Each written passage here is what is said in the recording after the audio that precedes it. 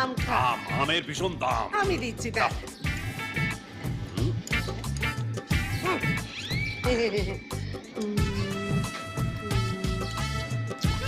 কি হলো এটা? ওটা ওই খা। আমি সকাল থেকে রাত অব্দি খাটি। ওর বেলায় আম আর আমার বেলায় আটি। ওর বেলায় মাংস, আমার বেলায় ভাত।